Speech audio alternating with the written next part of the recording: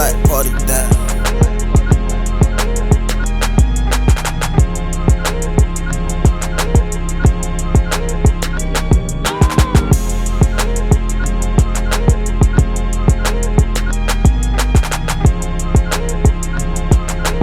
KB, got a story to tell. Hey, this is Sean Hakeem Washington. Check out. Tune in to Opposing Perspective Podcast. Check out Opposing Perspective Podcast and look out for actual innocence. We're here to help the people. Hello? Yo, send the police and the ambulance and the coroner's office to Centerville, please. I just saw 2 dead people. Outside? Yeah, they full of blood. Full of blood? Oh, okay. Send somebody, please. Okay.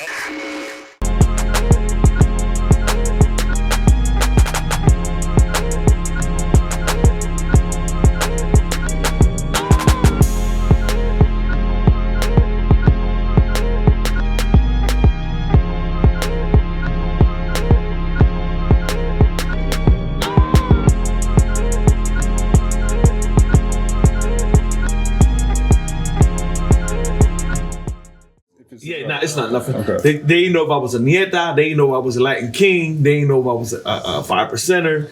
Like, you know what I'm saying? So they, like PL, Bang Cakes, we, Big Haas, Crazy Haas. Haas Doss. Yeah. They start making up their definitions though. What no, they caught me with lessons peace though. signs and all that. They caught me with lessons. The feds, you know what I mean?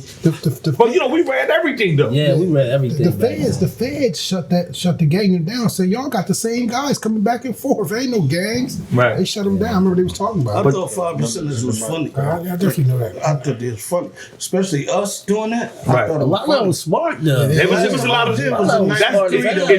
there's a lot of science in them. That in '93, not like that.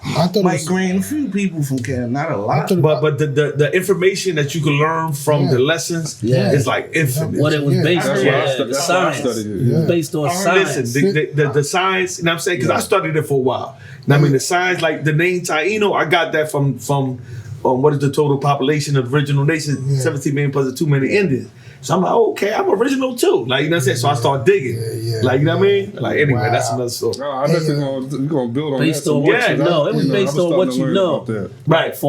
You had to prove, like, couldn't just say anything. Oh, peace, God. I didn't know you was a God. Hey, I thought the nation of the five. I ain't no peace, God. But I just do my studies. That's the job. I don't want to be it.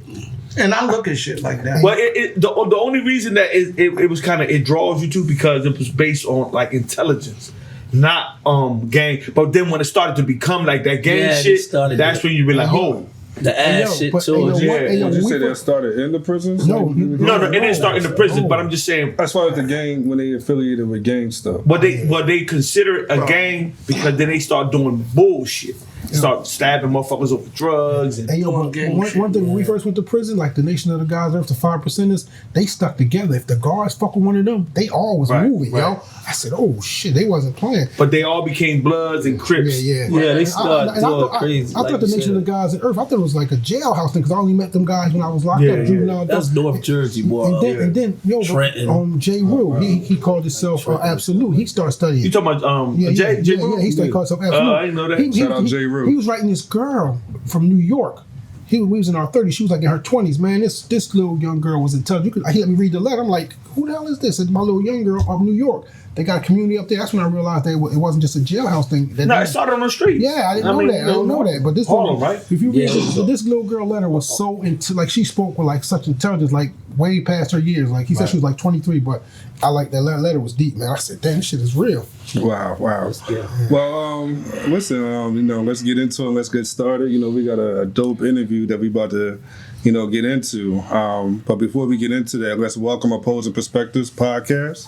I'm your host, Sadell, and I got two guys with me to help me host, which is I got my big cuz, Reese, and he has a clothing brand coming out down the highway that's going to be popping soon. DTH. So shout out that. Look out for Jux, Buddha Bless. Oh yeah.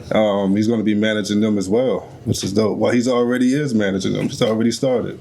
Not Buddha. But you know, we all working together though. That's right. Yep. That's right. So I don't see it going no other way. And I have Jose Slick Perez here with me to help. Peace. What's going on? To help host as well. Creator of Sons of Sin, doing big things. Already filming part 2 as well. Right. we need some wardrobe for part 2 so we can put your brand on it. Word. Oh, that's dope. Shout that out. That's seriously dope. No, that's dope. But we have 2 guests who have an interesting story, very informative story. You know, their story can happen to anyone, to be honest with you. And, you know, if you're going through this similar situation, we're about to discuss some serious gems that could probably help you. Shout out Sean Washington and Kevin KB Baker. I really appreciate you guys doing this. You know what I mean? Really. Glad to be here. How you guys feeling today? I'm good. I feel good. I feel great, honestly. I feel good.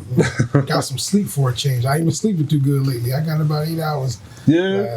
I've been getting 2-3 hours sleep the last month or 2. It's killing me, but I got 8 hours sleep. I feel great.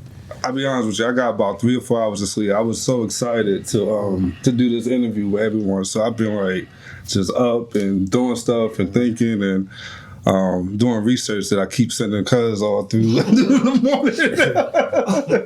You know, he should have been y'all lawyer, man. Yeah. He definitely do his research. He'd have did better than them. Or even just knowing about it. He'd have did better than the clowns we had went to trial with. Yeah, we Prosecutors. definitely about to discuss that. But first thing, let's start with you, Sean Washington. Let's discuss your background, who you are, where you from. I'm from Camden, New Jersey. I was born and raised, grew up out Centerville, moved out Pollock when I was about 11, 12. Over there, you know, they called it near Whitman Park area, over there near Ferry Station. They kind of called it Bay City. I hung around them guys. I used to be out East Camden all the time. My sister lived out east. So I used to kind of be all over the city, but my main spot was Centerville, you know. I used to tell people my credentials say 8th and Central. That's where we used to hustle at 8th and Central out Centerville. So I was out there hustling, young. Yeah, I started selling weed at 9 years old, man. Trying to be like one of my older siblings. They had bags of weed, man, trash bags, and I used to dip inside their little stuff, make little nicks and dimes, and then roll up little loosies, go up to the skating ring and sell them. And then I let his connect, start doing my own thing. So I've been hustling since a young age, you know. Wow. I didn't know what I was doing, but I was doing it. I knew, you know, supply and demand. You know, sell weed, everybody smoke, you get money. Yeah. So, you know, I got into the game kind of young. And we legal now. Yeah. I got into the game kind of young. On them streets, you know how Camden is, you know. Everybody, you know, trying to do what they do, be who they are. And, you know, it was a lot of, you know, silly beefs in Camden, you know, like I'm from Centerville, they always beef for Pollock and Parkside, you know, East Camden, Utah 3-2, but I try to avoid them beefs because if it ain't about no money, I ain't want to do with it. I used to tell my young cats, like, yo, man, stay out of them beefs, man. You know, plus when that murder game came about, I said, listen, we don't own no funeral homes, man. The only person get paid from these murders is the morticians, man. So leave that stuff alone. But, you know, them young cats ain't listen.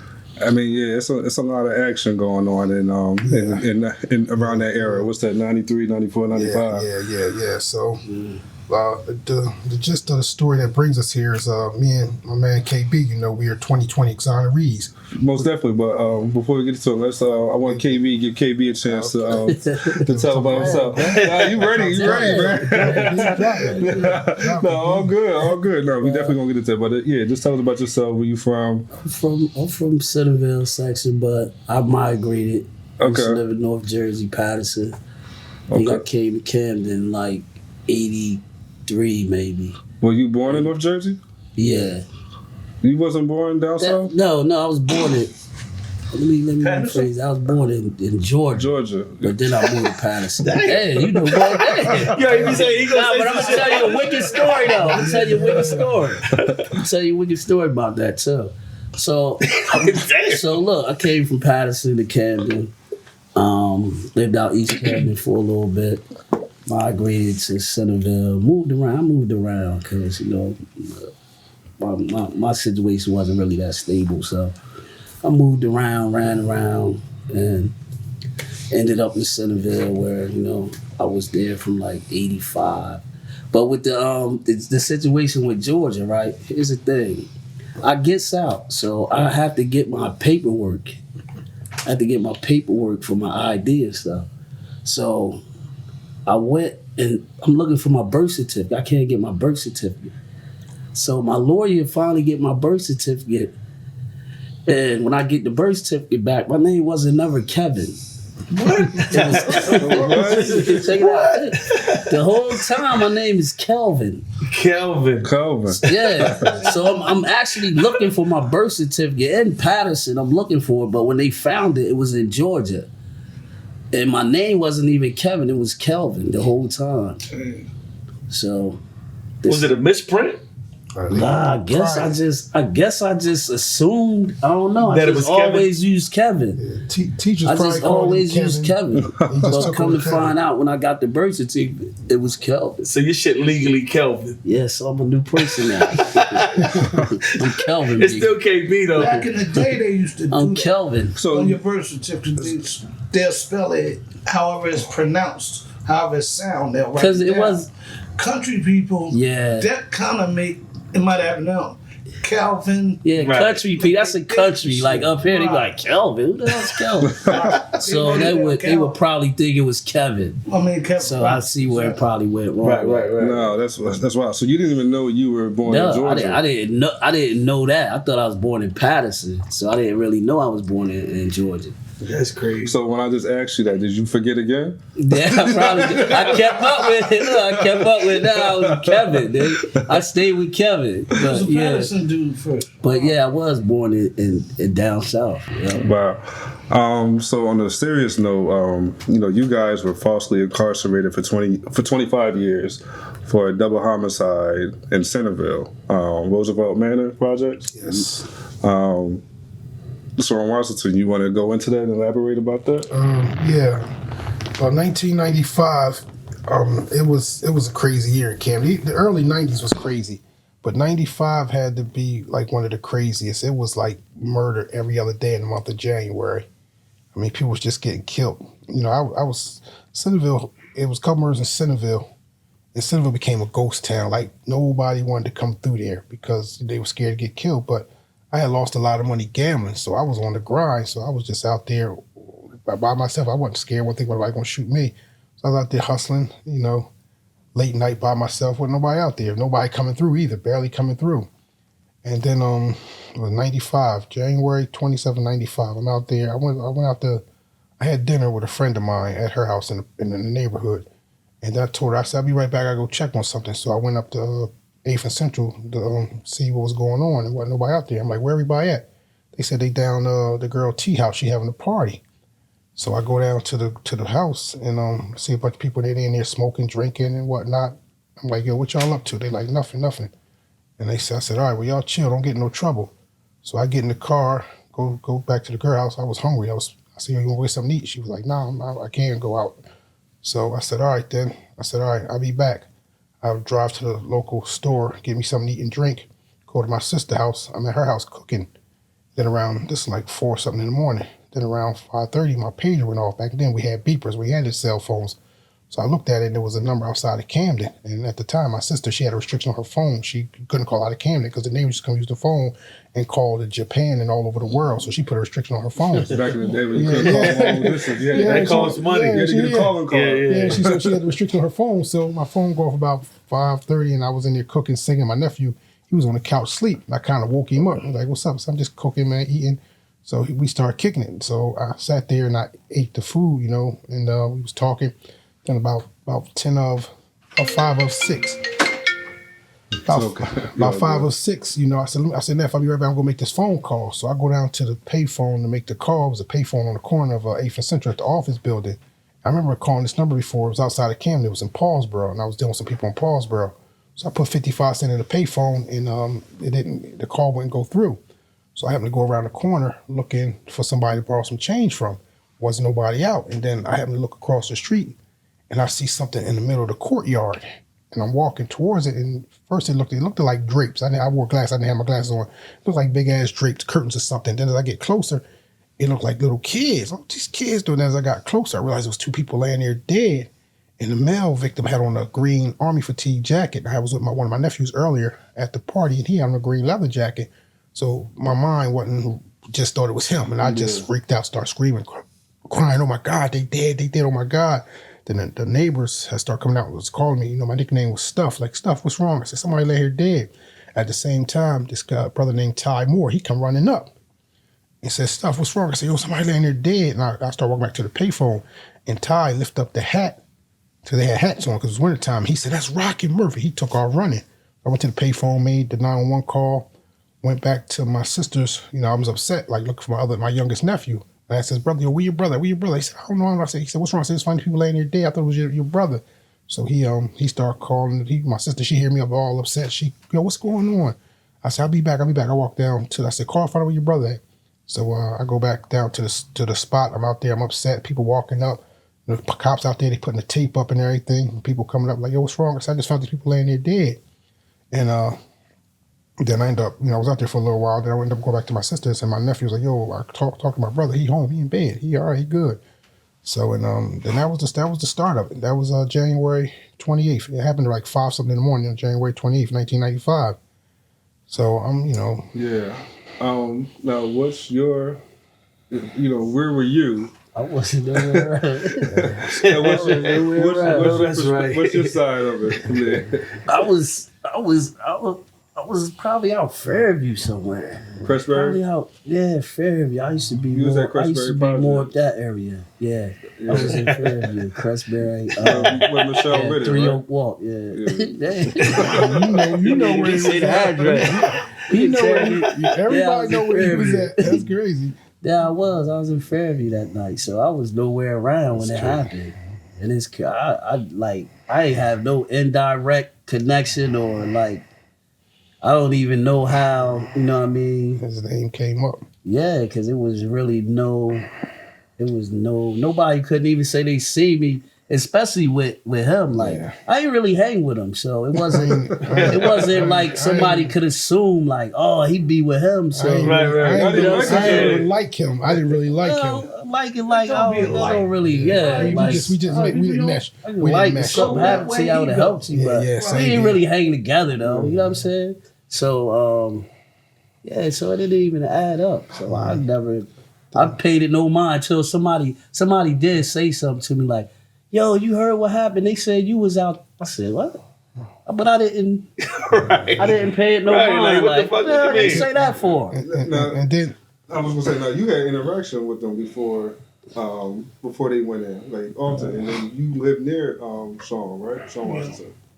Now, do you remember what was going on, what was talked about around that time in the neighborhood? Yeah, hell yeah. I remember that night. Somebody came running out the house. They said, yo, your boy on TV. For 4 bodies, right? it was 3. It was 3. 3? 3, yeah. They didn't charge me to the 4th one until a year later. Okay. I knew it was something like that. Yeah. So I'm just like, man, get the fuck out of here. Yeah. Because you knew that I know him. you know him. Yeah. He might want to fight all night. He ain't killing nobody's son. Nobody died. No shit like that. That ain't him. To get back to that night, what was so crazy, the murders happened January 28th, 6 o'clock in the morning, 10 something to 6 in the morning. Then February 14th, Valentine's Day, I remember that vividly because I was with my man Johnny, may he rest in peace, Johnny Clark. And we was going to go over Philly. He was going to meet some dudes. I'm like, Johnny, you don't know them dudes. Don't go over there. He like, nah, I got to go A, B, C, X, Y, Z. I said, all right, I'm going with you. I said, take me to my sister's house. So we was going to my sister's house, and I was going to call some young boys from A Street and tell them to follow us in the car to go over there to make sure he was good. But as we pull up on A Street near my sister's house, these cop cars is up on the sidewalk. I'm like, what the hell? And so I see them going to my sister's house. So I'm thinking, oh, they run to my sister's house. So I'm thinking it's some drug shit. So I'm in the car with some other dudes that he with. I'm like, yo, pull off. Let's go. And they took off, and I said, yo, drop me off up at Ferry Station. I had an apartment up there at Ferry Station. And they dropped me off, and then my pager started going off. Well, right before, as soon as we pulled up, my pager started going off. They're like, yo, they just ran up in your sister's house. I called one of my mans back. I think LaCurm called me. He said, yo, they ran up in your sister's house, man. They came out with a safe. I'm like, oh, shit. So I said, all right, no problem. So I go to the apartment and chill. And then The next day, I see us on the news, wanted for murder. I'm like, what the fudge? So I called my dad. I called my dad, like, yo, I said, yo, call the lawyer, man. I said, yo, I ain't do that, Dad. I don't know what's going on. He said, I called a lawyer. We had a couple of lawyers, former prosecutors. So my dad, I talked to him the next day. I said, you talked to the lawyer? He said, yeah. He said, he's a former prosecutor, so he's calling trying to find out what's going on. He said, he don't know what's going on, but if it was him, he wouldn't stick around.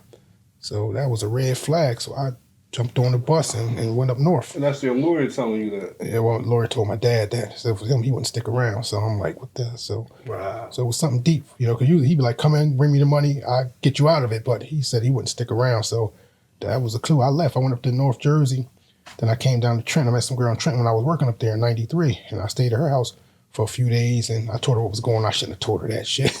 And she was all nervous. She kind of like rushed me to get out. And then while I was up at her house, one morning, my pager started going off. I don't remember the date, but my pager going off. Beep, beep, beep. People beat me back to back to back to back. What the fuck's going on? I didn't know what's going on. So it was in the late morning, early afternoon. So I wait till later on that night when it started getting dark. Because the wintertime started getting dark around 3, 4, or 5 o'clock. So I walk away for like 5, 6 blocks away from the girl house, and I go to the payphone. I called this girl named Tamika that I was cool with, and I called her, and she's crying. I'm like, yo, you paged me earlier? She said, yeah. I said, what's up? She said, oh my God, I thought you was dead. I said, well, if I was dead, you wouldn't be talking to me. She said, well, they killed this guy out in Centerville. Everybody said it was you. She was still visibly upset, crying hours later. I'm like, no, I'm good. She said, where you at? I said, nowhere near Centerville. And I hung up. And that's when they killed this brother named... that was my second question. What's his name? Was it Maurice Potter? Maurice Potter. Potter. That name was Potter. I think it was Maurice Potter. They killed him down there on the tracks, and it was all over the city that they killed me. So... they shot him a lot. Yeah. Shot him 100, and they shot him like 110 times. I think they hit him like 9 times. So yeah. So I was like, damn, they trying to kill me. Like, okay, this game done changed. Something you wanted to add to? Oh yeah, I wanted to ask KB something. Like, right, that got to be crazy of feeling. Like, how was you feeling when they snatched you up, knowing that you got no connection? It was crazy. It's like that I can't explain. I'm like, what the fuck going on? Like, and then he wasn't like... Because they got you first, yeah, right? They got him the next day. Yeah, they got me first. They came to her house and got me. He came out on Fairview and got me like, you wanted for murder? So I'm like, I don't know. I can't say nothing. It's nothing I can say to incriminate myself. Right. So as they talking to me, I'm like, man, I don't know what I'm... You know what I'm saying? I don't have nothing to tell you. Like, I don't... You're in shock. You're in disbelief. Yeah, because there's nothing that could really put me... Nothing at all. But you So feel I'm like you can't do that to me. Yeah, I've been in trouble with the law before, so I know how it works, like far like how they come, like how they try to question you and try to get shit out you. So it's like I really have nothing to incriminate myself. Right. So at this point I'm thinking like you can even talk your way yeah, into I'm like, what is they talking about? So I'm like, what is it? Like, I don't know, like and even at some point they even like, because they know too, like if you opening your mouth, either you talking, you gonna say something, or they know it's psychology tricks they use. You don't got nothing to say. I don't have nothing to say. I don't have nothing to say. Like, so I'm gonna get you. Like, yeah, I don't have nothing to say. I'm like, I don't know what this is.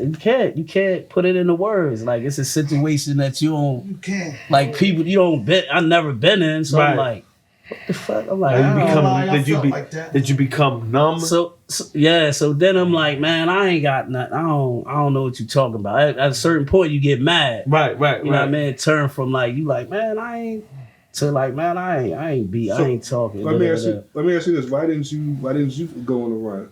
What made you? Why didn't I? Yeah, why didn't? Because you I didn't. Just thought that you didn't do anything. I'm hearing rumors, people saying stuff. I ain't do it. What I'm gonna run for? But then they came to my boy mom house, which I used to stay at, and they said the same thing. They looking for you. I'm like, what the fuck? They looking for me for what? I'm like, I don't know what they looking for me. So I'm just. At first, I did like skate off a little bit. I skated off. I'm like, man, I'm gonna chill out for a little bit. Then I was like, that shit was just like, I'm like, man, I went home. But as soon as I went home, bam, they was there. They was like, So I'm like, damn. Oh, they ran down like a lot. Yeah, they ran down on me. Yup, they ran down on me. So what made you come back? and finally 'Cause just face it? Honestly, in my mind, I knew, 100% wholeheartedly I didn't do it. So I'm thinking I didn't do it. My mom and them, everybody was upset that they killed that boy. They thought they was gonna kill me. So my family all, oh, you gotta turn. I'm hearing through third party. Yo, you tell them to turn yourself in. Where my water at? Let me get my water. Oh, the water right. Okay, they tell me to turn myself in. So I came back. Was it March 21st? I was only running for like I was hiding out for like about a month and a half, not even a month and a half. So I came back either March 21st, March 22nd. Yeah. I'm at my man Jay Knox's house, man. He rest in peace. I'm trying to get in touch with my lawyer. The lawyer I had at the time, his name was Aaron Smith. He called him Rabbit, may he rest in peace. So You said your lawyer was Aaron Smith? yeah, Okay. they called him Rabbit. Yeah, he's been on retainer many years ago. He was like my lawyer for a lot of my drug cases. So he's my lawyer, but he wasn't on retainer at that time, but I was gonna hire him again for the murders. And I was gonna go use him to turn myself in. Because he was telling people, tell him turn yourself in, I'll make sure you get in safe. So I said, all right, I came back to Camden. I'm trying to get in touch with him, and I can't get in touch with him. And I was at my man Jay Knox's house, like I was saying. And matter of fact, in that night, I was at my man Jay Knox's house, and I don't know, somebody seen me there, and they told the police. Police ran up there, and they came and got me. Took me to the county. All right, police came and got you. So let's fast forward to the trial. All right. The interview. It was the interview. Hold on, real quick to the interview. Well, it wasn't an interview. They kept questioning me, asking me all these questions, telling me about all these bodies. Well, yeah, let's fast forward. And then I just asked for a lawyer. Somebody got nothing to say with our lawyer. So they tried to question me like 2-3 hours. Then I lawyered up. And then, the trial came and and it was, in fact, they charged me with 3 murders in 95. Then 96, they charged me with a 4th murder, a 1993 murder. Oh, so it was 4. Yeah, and I was sick. I was sick because before they charged me with the 2 murders of people from Centerville named Rock and Murph, the 2 victims. Then they charged me with these 2 brothers' murders. One was 95, one was 93. And like these 2 brothers that they charged with, they was like brothers to me. So I was sick. Like they charged me with killing my brothers. I was sick for a while. And then like the trials, 96, that's when, they started to take us to trial. And we went to trial. We had a 2-day double murder trial. Defense called no witnesses. Yeah, I know. Yeah, they called. I had an alibi witness. My nephew was my alibi witness. His girl at the time was his alibi witness. Yeah. They sequestered her in court. So she was sitting outside the court. Then all of a sudden the lawyers told me, we ain't calling the witnesses. They ain't proved their case. They found us guilty. What's amazing to me is that they were able to make a decision in 2 days. What you want to say? Oh no, so they never so your lawyer was confident that y'all was gonna beat the case. Yeah, without they didn't call your alibi witnesses. They didn't discuss it with. They just told they thought they was gonna call them. And they sold us out. Because that that's the thing they try to put across, like you don't have to prove nothing, like right. The state they got the burden. Yeah, like so it's like you're innocent. They gotta prove you're guilty, which is really the other way around. Right, you gotta prove guilty because to normal the jury people sitting there, they like we want like damn, you're not gonna say nothing if you're so innocent. He must like like if you're so innocent, and then it goes to like I said, the perception of you already perceive crazy just sitting there. Right. And you got these Law and Order juror people that's all they watch. TV is these TV shows. So it's like if you sit there and don't put on no defense, it's like because really they didn't prove anything. Right. They were supposed to say, that's the matter of fact, the judge is supposed to jump in and say, man, y'all don't even have enough evidence. They don't have no case. And we going by how their law, and we going by how they look at it. The judge supposed to stop it. So there's no evidence here. I was gonna say, so why were you guys arguing in the courtroom with your lawyer? Like I was. When he told me he sent Ty Moore home, I said, what you mean you sent Ty Moore? He said, I explained to you if you lose. I said, what the F you mean you explained to me? If you lose. Yo, we was in there arguing. His lawyer had to tap. My lawyer was like, yo, the jury watching. We was arguing, man. He's like, I'll explain later. Don't worry, I'll explain later. And I wanted to take the stand. I said, I'm taking the stand. I didn't do this. I wanted to hear my story. And I kept asking him to get the 911 tape. And the lawyer that I had at the time, he had told me he used to work for the spouse of who run 911 tapes. So he was going to get the 911 tape. Michael Kahn, right? Yeah. But he never even got the tape, man. He never did nothing, man. Never did anything. All he did was came with a bunch of plea bargains, man. They offer you 25, they offer you 50 with a 25. I said, for what? You never had nothing. He kept coming. They never put on no defense. He came in with 5 deals. I only heard one, the 25 with the 50 with the 25. I said, I'm not taking. I didn't do it. He said, well, I got another deal for you. I said, I don't want to hear it. I ain't taking no deal. Well, I got it by law. I said, don't tell me that. I'm not taking no deal. He came and come, what time of deal? I said, I'm not taking no deals. Then he said, Yo, you ain't taking no deal? A 10 flat, a 364 touchdown. I said, yo, man, stop playing with me. And that's when I called my nephew. I said, yo, because I figured I didn't do it. I didn't get a lawyer because I figured I didn't do it. What's a 10 flat? A 10 flat, a 10 with a 3, some stuff. You do 1/3 of that. You know, you playing games, you know? So I called my one of my nephews, said, yo, this lawyer trying to sell me out. I said, yo, holler at on Rabbit, man. Go get him, hire him for me. You know, he said, all right, take care of him. And then later on that night, the feds knocked my nephew up. Hey, one quick question. So did they have witnesses to come up on the stand? I heard something that they had somebody come up on the stand, but correct me if I'm wrong. They had who? Like somebody that to identify y'all. Yeah, one person. Yeah, one one person. It was one witness. It was one person, one witness. She testified. But she wasn't really. Ain't she the one She with wasn't. the Yeah, she she wasn't wasn't. a witness. It's somebody Somebody they that made a witness. somebody They they made made No, a but witness. that's somebody that they coerced, Yeah. obviously, Yeah. to Testify, yeah. identify y'all. You know what I'm saying? Zero, I guess. Yeah, Like, no. she wasn't even really that good. The first, soon as she got on there, she couldn't remember. She said, Right. She said, I can't remember. She So, said 4 different names, didn't she? so what No, they that was- did, that was other- first she said a group of other people, That was the second case. That was the second case, With me, though. not that dark case. but it Another was case. still on record that she said that she was mixing up. But as soon as she got on, she said, I don't remember. It was a long time ago. Wow. So they said, they had to regroup. Like, didn't you tell us? That's right. Da-da-da? Right? Yeah. Because they had her overnight at the hotel. So they said, didn't you tell us such and such? She said, yeah, but I don't remember. So they said they had to give her statement, her actual, They let her read and from let her it. read from her. She said she bought crack. Like Yeah, 2 or 3 yeah. hours She before. said She was high. I was high at the crack time when I don't seen really her. make you. She really wasn't. That's what I'm saying. Like That's enough. the judge enough should have just been like That was like a railroad professional that was hit. it. Drive-by. They Yeah, did. they did a You know what I'm saying? drive-by. And the thing was that wasn't nobody saying anything. So like, No if you don't objections. have your people or nobody that you know what I mean, Well, I'm that's the telling only you, way they could get it I'm off. telling you, like, They sit around and Nobody they just sit like around nobody and say, said nothing. So they like, man, we gonna get this off. Right. We get ready. And they got it off for, you know what I It's the mean? only way they could get it It off. actually make us believe You know, that so- they do have witnesses from the outside looking in. Yeah. Well, yeah, that's what Cuz was saying. We were talking about. He was like, why wasn't anyone in the city, coming, putting the money together, getting y'all some lawyers? Because ultimately, when I look And at everybody do too. when I look at this case, it's strictly representation. It seemed like these public defenders, they had a whole bunch of cases, and they just, go ahead. May I interject on that? Yeah. I gotta bite the bullet on that one. I got, because people came at me like, yo, I'm gonna get you a lawyer. I'm saying I didn't do it. Don't get me no lawyer. Hold me that money for when I get out. Jay Knox, man, he rested in I peace. wouldn't have said that. He had two. He had laced up 2 lawyers that was going to represent me. He told me that. And then my nephew had said that the other lawyer, Rabbit, Aaron Smith, may he rest in peace. So he represents you for $20,000. I said all 3 murders for $20,000. I said I'm gonna get back with you.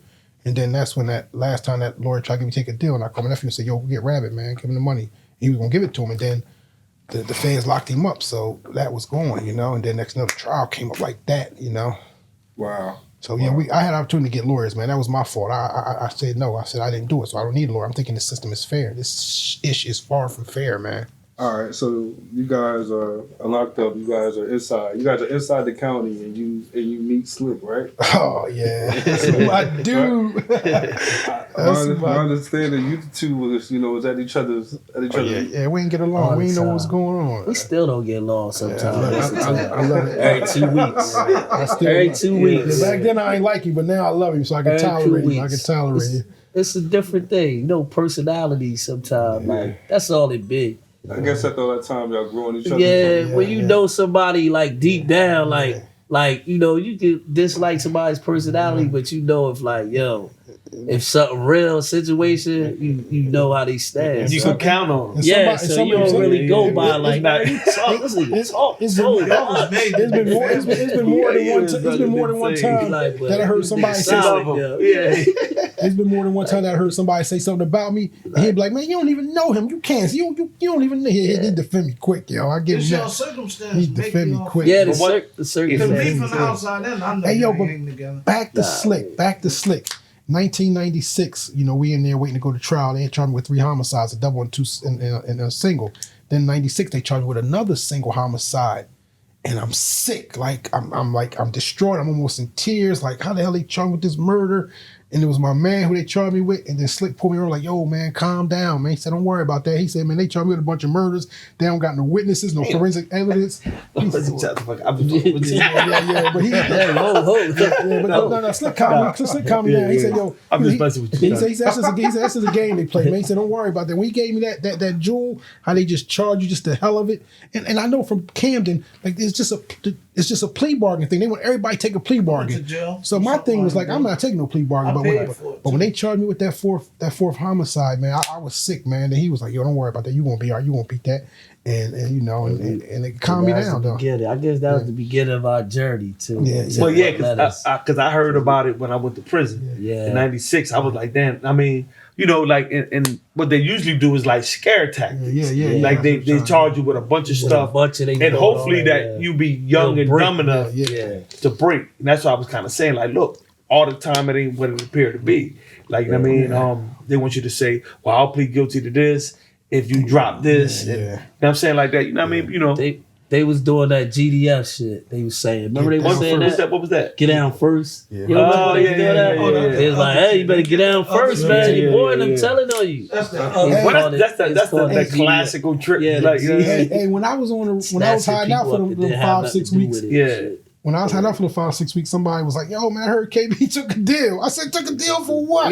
They scared the shit out of me. I said, I'm good, kid. So, that's the one thing, you guys, didn't do it or anything like that. And you guys, like, didn't go against each other. You didn't try to set one another up, didn't try to take a deal.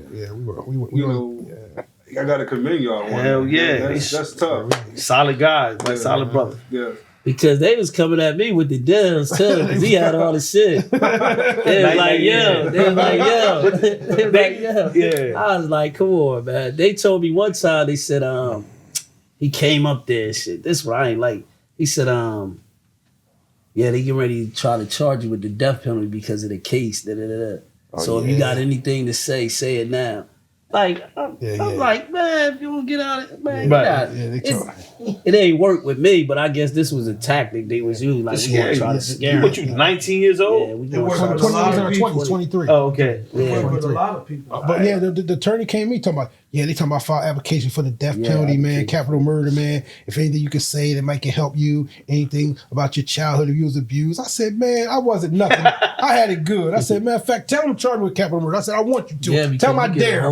I said, tell my dare. Let's go, kid, capital murder. Yo, and it's crazy, right? Because y'all held y'all like the way y'all carried yourself, like the certain despite the circumstances, like y'all was like not y'all was, but y'all real like solid dudes, like, you know what I'm saying? Like stuff was a little bit more interactive. KB just worked out and stayed to himself. That was wild. They would think he the one got it all his stuff in the county. He stayed in stuff. Yeah, he definitely did.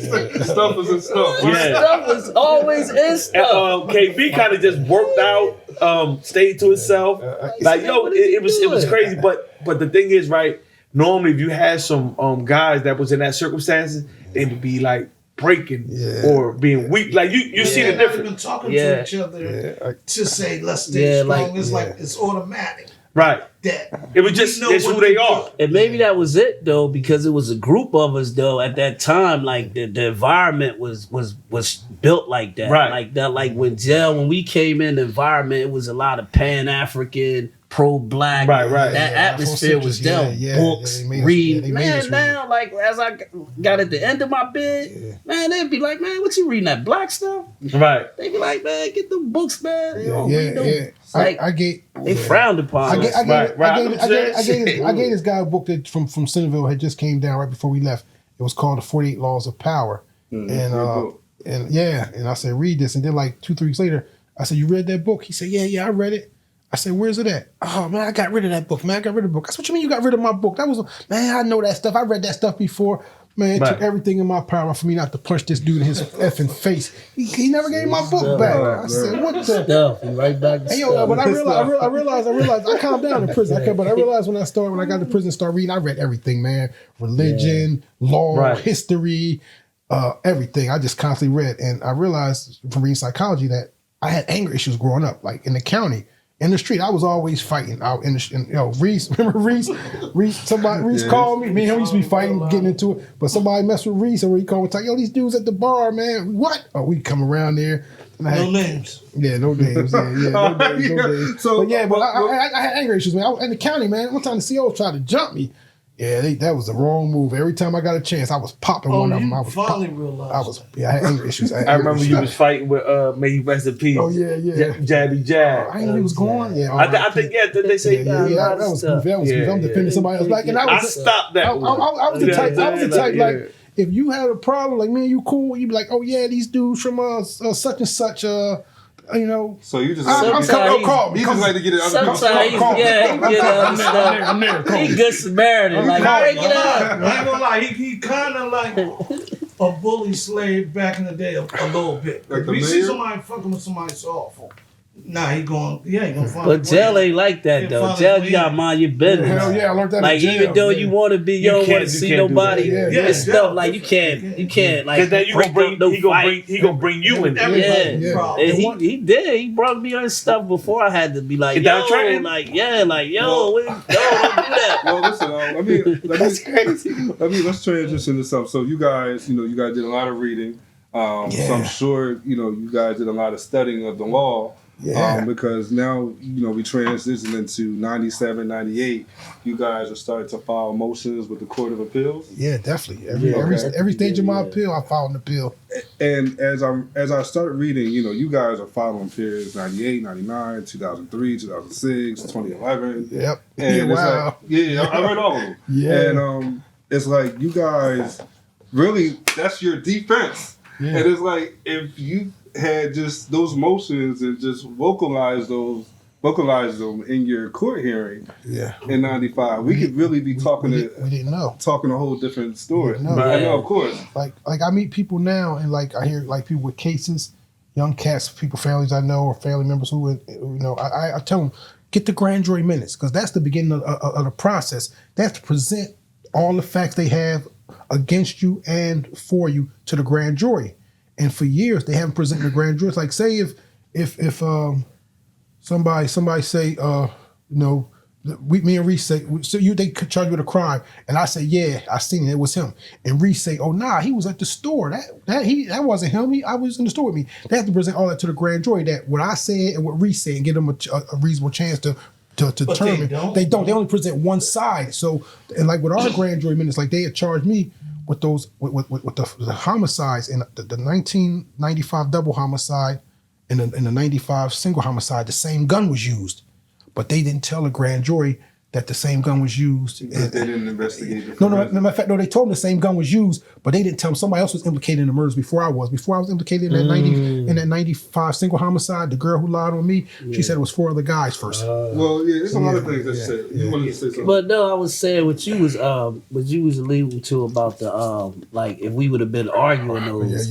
And that was the thing though. They wasn't going by like the strategies they use once you start. Like once you get convicted, it's different how they look at your cases. Yeah. You know what I mean? So see, my point of view, like how I dealt, we went 2 different lanes trying to get out. Really, we was still trying to, but I put in the pills and stuff. But I always understood that, like I'm like, man, I'm gonna gather evidence. Right. I gotta gather something. You know what I mean? Like evidence, like because I see they not going by, like they not going by.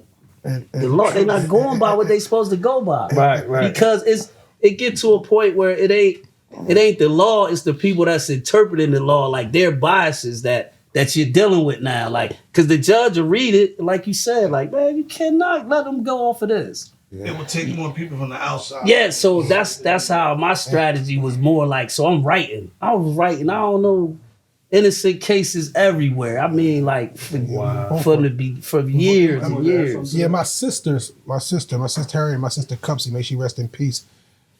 They got me investigators while I was in prison. They hired investigators for me, and the investigators went out there and investigated stuff, and we was presenting new evidence, me and him. But the judge was ignoring it. I mean, it's sad. The judge was down with this. He hampered a lot of our appeals. He would deny him, and the appellate court would go what he say. Like he really What did y'all had have? They tell, tell. man. Oh, Yeah, he was like the third prosecutor. He was the third prosecutor. At sentencing one time, I said, when they said, "What did you do?" You gotta say what you did. Now I ain't do this shit. I got a lawyer. I paid a lawyer. They said you have to say what To you make did. up, yeah, I said, yeah. how I'm gonna say something That I didn't do. I didn't do. Right. Yeah. So they said, well, there's no way they could take their plea bargain. Right. I stood right in court and said, I guess Yeah. the stuff y'all found was mine. And they went right along And with they it. that So if I had that could have been somebody- appealed. Yeah. Yeah. To You never admitted. Yo, Yeah. I never even admitted Yeah. it. They still shackling Mokins. Yeah. But that interpreter could have wrote it as. No, they got the they got the They have to oh, do they got to go something. word for word. Oh, That's what I no, was yeah. thinking they had They got to go do word that for word. different As No. I'm saying it. Go ahead, because I'm ready to go to. They ain't supposed to go word for word, whatever they say. In our case, when the girl first gave her statement, she said it was stuff in JD. Yeah. She didn't say JD. KB. She said The JD. prosecutors went back and because she came to court and testified that said, the "You prosecutors mean KB, made, right?" they made her Yeah. change it, but she said she heard JD, but they said no. She said KB, so she changed the transcript to say KB instead of JD. You see the test they did? I Did you read- did you read the test they did? Yeah, but I've read a lot of cases because I've been studying, and the interpreter sometimes has to come back later on and make corrections. Fix it. Oh, Yeah. This is very Like they true. probably fixed Yeah, mine but- right there. I ain't know that. But no, they did They a still blind. human. They did a Yeah. blind Blind voice probably test with did. that JD. Remember? I They said did a I blind voice test with that You're They- fake. They you did. know? I know they to did. see what they heard. They did a to blind. see if they heard JD or KB. I know And they they said most of the people said she said JD, right? Oh You yeah, don't yeah. remember that? No, I don't remember that. I remember. The polygraph test they did for Ty Moore. That's what you're Oh talking my, about. not No, that not one. that Oh No, my not that God. one. Oh. Well, they did a polygraph test on you later Yeah, on. I did a too. polygraph too. That shit is crazy. Polygraphs is Yeah. because it's based on Your emotions. It's based on your nerves. it's based Hey, yo. on like they'll ask you something that you probably lied to.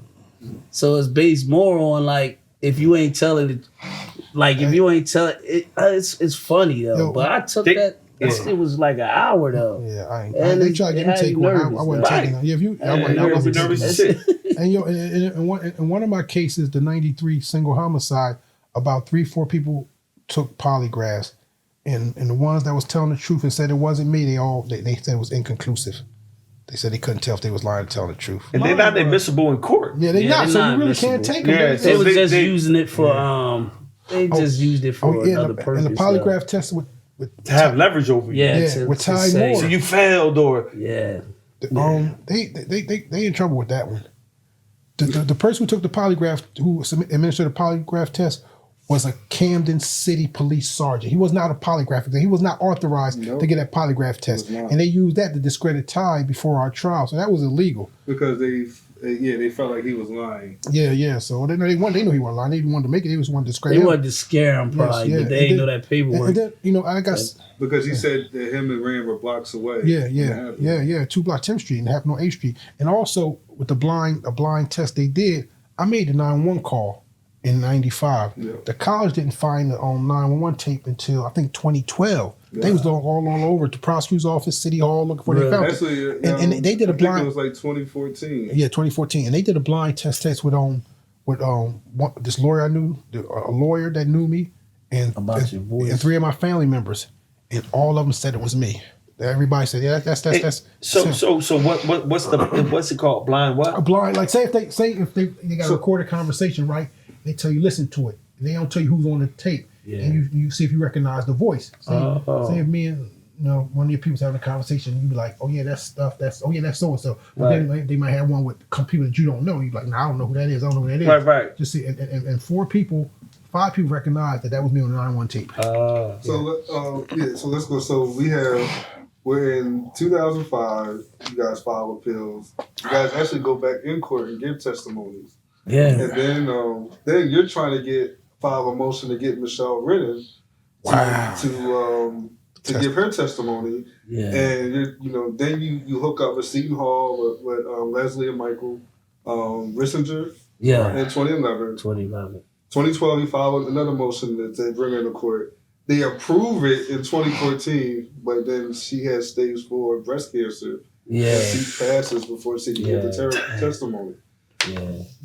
What is going on in your mind at this point? Like, because there's two different emotions. Because that's a good friend of yours that always that was my girl. From what I read, held you down and come visit you. Even, and then you lost, and then it's like that's then also the your pills. fight. That I'm saying, like, that's how that shit go. Like those ups and downs. Hey, real quick, I just want to say, just in case somebody forget, Michelle Ridden, that's the person that you were with. Yeah, that was my girl. That was my alibi. That was your alibi. That was my alibi. Yeah. Wow. So yeah, when she died, it was like that was on top, like you said, on top of this, on top of that, like the ups and downs, man, of the pills and losing and keeping yourself back up. You be up, then you be down, you be up. And you lost mom just to be able to stay, just to be able to stay straight. Like that shit is something. It's something. Yeah. You lost mom around the same time too, didn't you? Yeah. Yeah. Wow. So I remember my pop died in 2001. Man, I went numb. I was numb for like 4 years. I couldn't feel nothing. I couldn't cry. I was dangerous. I was dangerous. Let's talk about getting with Michael and Leslie Rissinger from Reisinger. Okay. So my boy next door, I was writing Centurion. Yeah. I had already had somebody like was possibly going to take it. So I wrote them because I was just writing anybody that would listen. So when I wrote them, they got right back to me. They said, "Yo, we interested." Wow. ASAP. So they took it. They was like, "Yeah, we wanted to mess with your case." So that was 2011. So that's how long it took for me to get out. So they worked on my case for 9-10 years just to get out.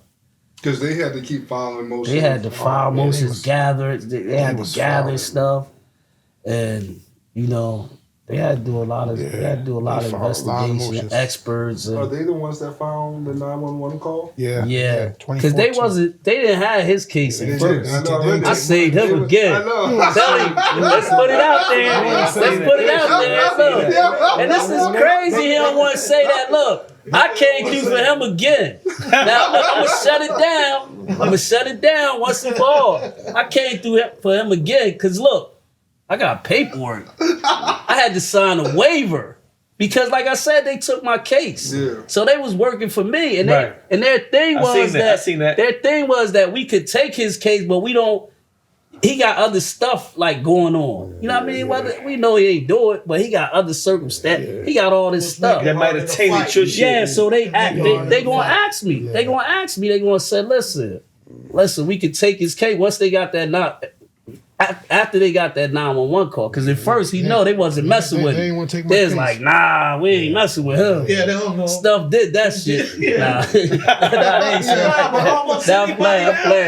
I'm just joking. That's a joke. But they was like, nah, he's a bad guy. Once they got that 911 take. But once they got the 911 take, they said, listen, do you want us? Right? They said, yeah. They said, do you want us to do it? So I'm like, nah. I'm like, yeah, he ain't do. I'm like, yeah. He ain't stupid. So boom. He be bugging stuff all the time. That's all jokes. Yeah. So they put him in. He know because look, I told you, man, him was on 2 different lanes. It was funny too, cause when I got him, he used to be like, yo, man, what's up? What they doing? So what? Cause he wasn't, It was just me. So what happened? But I signed off and said, boom, they took it. That's real, man. Yeah, they took it. Bro, most dudes would have did that. Most dudes, it's sad, but they said, man, don't let them take it. What? They'd have been like, it's almost as if because he already know how people were saying about it. Like, man, why he don't just, remember the boy was like, why he don't just let you go? Got his ass they was saying crazy stuff like that. So, this nigga ass. He gonna talk about I'm saying that it's I know that it costs you like 25 years of your life, right? But it's almost like that you was like divine intervention. I don't know if I can put it this way to put you in stuff life. And that's it. Think about it though. Let's think about it though. Yeah, because you're making a good point. Let's think about it though. The divine intervention to put you in stuff life so that he be able to sit here with you, although you have. Definitely. He ain't gonna look at it from a standpoint on some real because we can sit here and say like people, oh, I ain't gonna tell, but integrity is a rare quality, right? A rare quality. It don't you know what I mean. A lot of people ain't. 98% of people don't have it. Right. So to sit up here and be like, oh, I would if you put in a position with anybody else, right? You know what I mean. You probably would have been hit. You know what I'm saying? Sure you'd have probably been a hit. This guy got all this, man. What you ain't do? You know what I'm saying? So if you look at it from that standpoint, but that's the yo. I Listen, didn't know that. They both solid dudes. You know what I'm saying? Yeah. Because he would have did the same thing. He would have did the same thing. 100% he would have did the same thing. Stuff is a solid dude. So it's one time, this lawyer I had represent me on my PCR. She gonna say what's PCR? I'm sorry. It's the second stage of your appeal called post-conviction relief. I read that. I understand. Post-conviction relief, when you can go back in front of the trial court and point out any errors in your case. Right. And this one lawyer I had, she gonna say in the courtroom during our hearing, talking about Sean Washington was not out hunting with Kevin Baker, and I was very objection. I'm like, and I court myself because I ain't want to. Then we got back off. I said, yo, what the F is wrong with you? I said, you saying he was out hunting, make it seem like he did it. I said, the girl lying. I put a motion to recuse her. I got off my case. But you can't.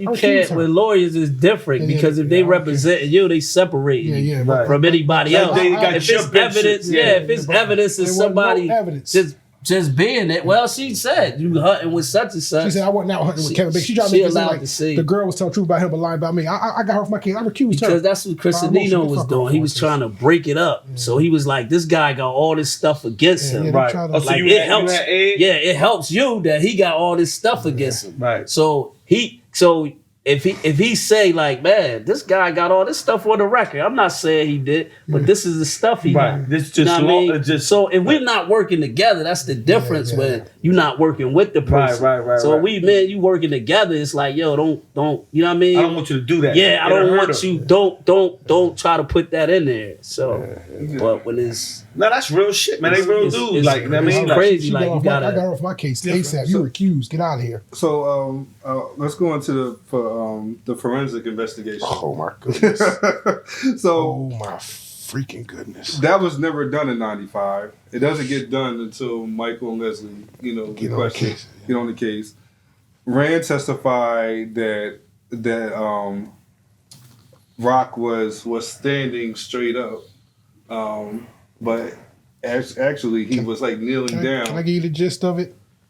Her statement, almost verbatim. She said she seen myself and Kevin Baker run up to each victim, said, KB, I shot one, KB shot the other one. She said that she seen the bodies when they fell and we ran right by her. Mm-hmm. We ran right by her. When Leslie and them got the ballistic dude, the ballistic said it was only one gun. The three shell casings matched and the one bullet fragment matched the same gun. It was only one gun. Yeah. That was the ballistic dude. The forensic pathologist said whoever shot them, laid them down, shot them back in the head, execution style. Right. They wasn't standing. She said, the white dude body. In the OJ case, the white dude with the funny hair. They said Denise was probably shot 2 or 3 times, right? No. They said it was the female said she was shot. Not Denise. I'm sorry. Murder. They said whoever shot her hit her behind her ear. It went out through her jaw, hit the ground, and ricocheted in her arm. So that was one shot. The state tried to argue in the beginning it was 2 shots. Something called the boa effect. The boa effect when it hit the ground and comes up. Because it's January, the ground is cold. Yeah. And they said that it had. Damn, you was reading all that to the forensic stuff. Yeah, up all night. Yeah. So three. We had 3 expert witnesses: a ballistic and 2 forensic pathologists. The one forensic pathologist, her last name was Bosky, Adele Bosky. She the one who said the boa effect.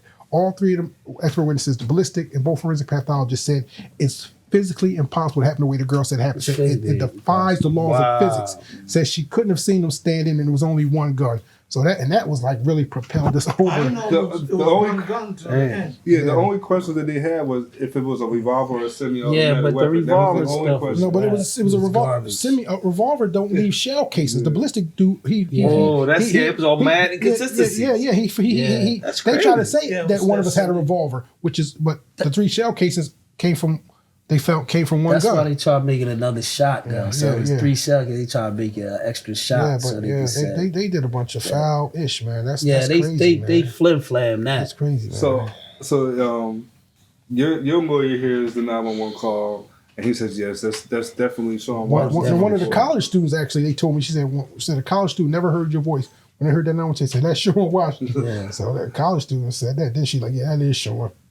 What was the importance of them knowing that it was you on the 911 call? Because all through the course of my appeals, I was saying, I said, get the 911 tape. I made the 911 call. I was putting this in all my appeals. And before even trial, I told the lawyer who was representing me, I said, yo, get the 911 tape. I said, I made the 911 call. He never got it. But as they was reading the transcripts from our case and my appeals, in all my appeals, I kept saying, get the 911 tape. You know? Right. And then when the college took our case, I guess they that's the finally- thing they believe. Like that kid, like that's his voice. Right. So it all. So they like, shown that. Yeah. Sorry, Because really, like I could connect the whole everybody that says something. Like most of the people that said little shit was telling the truth. Like Cousin Keith, how everything it timed all the same. Like when he was coming from the phone booth, like everything really timed. Most of the evidence was already there. Yeah. They didn't really have. All people had to do was look at it and say, like, everything was there. It wasn't nothing really new. Like that physical. Like I think they knew from the beginning that the physical They evidence. just had to was- get somebody. Also, in the course of us going back to court, you know, when I was going back on my appeals, more or less, I went back a few times for my appeals, and a couple people who from Camden, and then one guy came down from Camden from federal prison. He told me that somebody told the FBI that we didn't do it, and a lawyer told me that, said, yo, he said the FBI got evidence that you didn't do it. That a witness in your case, a witness in a federal case told the FBI that you and KB didn't do it. Somebody else did it. So when he told me You that, can't say the name. No. It's on. It's on. yeah, records. you can say the name. My pal. Yeah. So I started writing the U.S. Justice Department using the Freedom of Information Act, trying to get the information from them cases, because they had the case with they had a bunch of cases, a couple federal cases. I didn't know which case. I know they had the one with the guys in the alleyway. They had the one with Pooh in them. So I'm writing, ask for information on them cases. And they're like, well, what's the name of the case? And they give me the runaround. And I wrote them like 5 or 6 times, and they said they denied. So you got to appeal here. I appeal here. They denied it. Then I threw the process over. I did like about 15 different times. Wrote the U.S. Justice Department asking for under Freedom of Information Act, trying to get the information on that case, and they would not give it to me. You know. And then one brother came down from federal prison and told me that it was one lawyer told me that it was a young I ain't gonna say his name. One lawyer told me who it was, and then another lawyer. The lawyers told me. The lawyers were working. Well, on but federal he prison. ain't really. I'm saying for the most part, though, that ain't really help us too much anyway. It It ain't help us because it really wasn't. The forensics. It was the forensic. In I think think the physical evidence really. And they interviewed. put it over the top. They interviewed on Lamont. The college did it, That ain't- and we got it's on tape. They interviewed him. He I read it. he told the truth, man. I mean, it's crazy. Yeah, but that ain't really help with the Yeah, case. they It care. ain't really help So- because They don't care. They ain't really- They don't care anyway. but So it's like it's crazy. Yeah. The feds was watching Camden. One lawyer told me that the feds was watching Camden since '91. They started bringing indictments in '97. He said they knew everything about Camden in that 6-year time period. You know, who worked what corner, who ran the corner, who passed out the package, who worked what shift. This lawyer said your name wasn't in none of them transcripts. But he said I don't even see why you in jail. You know they used to meet in Belmore. Yeah, I ain't know that. Yeah, but they knew everything. hotel or something.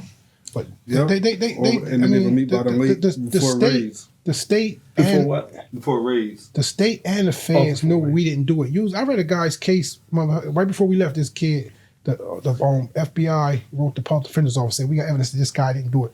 Follow motion for new discover evidence for this guy.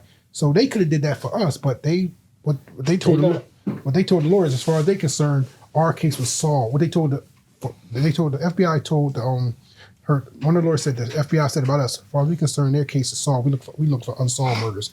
So, but they knew we didn't do it, but they didn't care. Like what? I want to ask something. Yeah. So ultimately, right? The last motion that said let's let them go. What was said with that? Like, you know what I mean? The one that say we got to let them go. I think the judge died though. Yeah, I think after that judge died, the appellate division was the supreme. Like I said, it's so many people start getting on the case though, jumping on the case.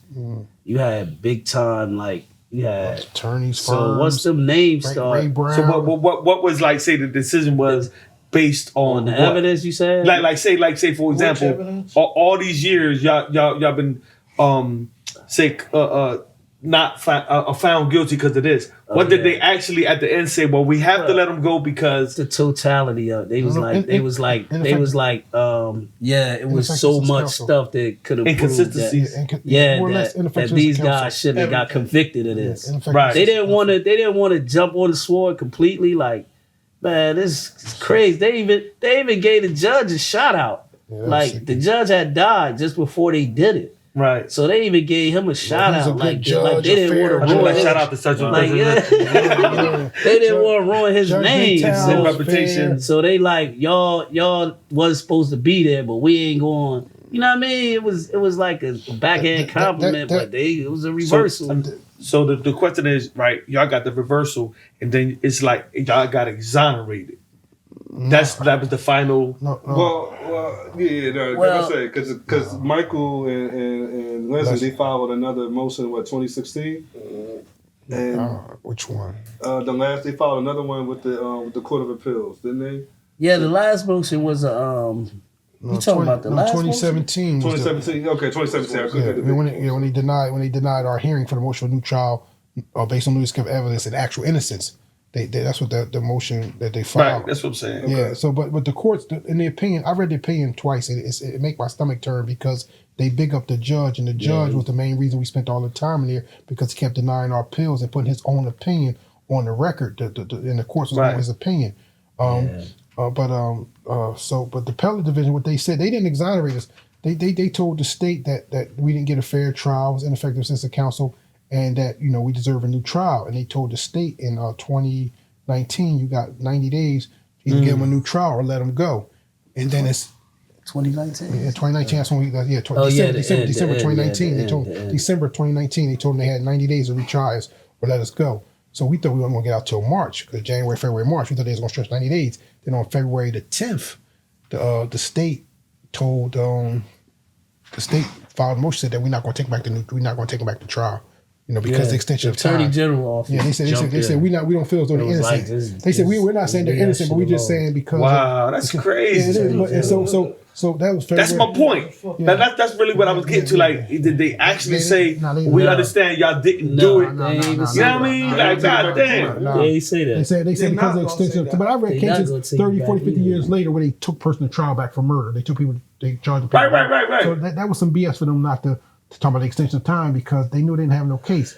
But they couldn't take you back anyway. Even if they would reverse this, say, okay, y'all go back for a new trial. Yeah. How you gonna get a new trial? What I want to ask, how does it feel? How does it feel to see? I read Michael Kahn admitted that he did very little. Yeah, he fell on his sword.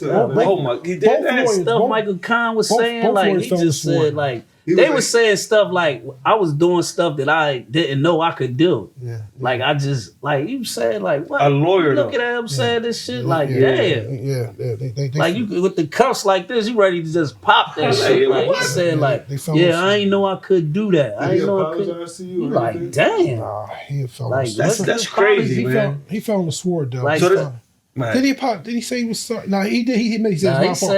He said, but it ain't mean nothing to me. What did he say? He said, if y'all would ask me 20-something years ago who fault was this, I would have blamed the prosecutor. But he said, but after seeing all the evidence that y'all presented with the ballistics and forensic pathologists, he said, yeah, it's my fault. Did he give you all the cash that he had? Right. Yeah, I was in beat, especially my attorney. Like he was going to cry, but I was just like, they both fell on the sword. They both fell on the sword. So what you said about the money? Like, Oh, you was being sarcastic? Did he take his wallet out and take all his cash and give you all the cash he had? Y'all gotta understand. I mean, I don't know if y'all understand. Maybe I can make it understandable. From my reading and studying, like they used to lynch our people, man, for crimes they didn't commit. Right. So like lynch us, burn, so these are some wicked people that we're under, man. They descendants of the people that enslaved our ancestors. So they don't have no remorse for us. Right. All right, y'all did 25. Good luck. Wish y'all, they just kicked us out. Ain't give us no place to live, no money, no bus transportation. They gave us nothing. We still fighting trying to get our money, man. So these people are evil, wicked, man. If they did to us, they would do to our effing kids unless we stop them. So like, I try to get angry. I'm angry from time to time, but I'm happy and I feel blessed. I'm back with my family. I'm trying to help my family. I'm helping my peoples. I'm trying to help cats behind the wall. So I feel blessed. I feel like, I could do something good with my life because living that street life and selling them drugs, I regret that, man. I regret poisoning our community. So I'm trying to get back and do good and be of service. So, but these people, man, they wicked, man. Like they might not even pay. They just try to dismiss my case, my lawsuit. And the judge filed in 2022? Yeah. And the judge read it. This opinion is mean. The judge, it was I don't know if it's male or female. The judge blasted him. Yo, this opinion was mean when they tried to dismiss it. Like, nah, you ain't dismissing this. Is y'all crazy? You can't do this to people. But so we still fighting though, man. But like they don't care. They hoping we die or something catch a case, or they really trying to stall us out, hoping something happened to us where they could just say, hey, oops, well. And then I read cases in 2011. This guy did 20-something years on death row in Louisiana. And he got out and went to trial. The state gave him 30-something million. That they appealed it. And the U.S. Supreme Court took the money back. So the state did nothing wrong. So we might not even get paid, man. We might not even get paid, man. That's like we working. He working at two. Dude died. I was working 4 jobs. He never got no money. He working 2-3 jobs at the hospitals. I was a paralegal at one point. I worked at the hospital. I was a youth mentor. And I did the polls. I was working 4 jobs to survive, man. Now it was taking too much on my body because of my MS. Now I'm working 2 jobs. I work at the hospital and I do the poll workers. I work every election. So I got my credit. One thing the brother told us about our credit, we got our credit up to the ceiling. That's what helped us get these new cars, get these apartments. You see that big thing? You see that big thing KB rolled up in? Take these trips, yeah. We take these trips because our credit, I didn't know about this credit thing. So, but we still struggling, man. Put my cash app out there, man.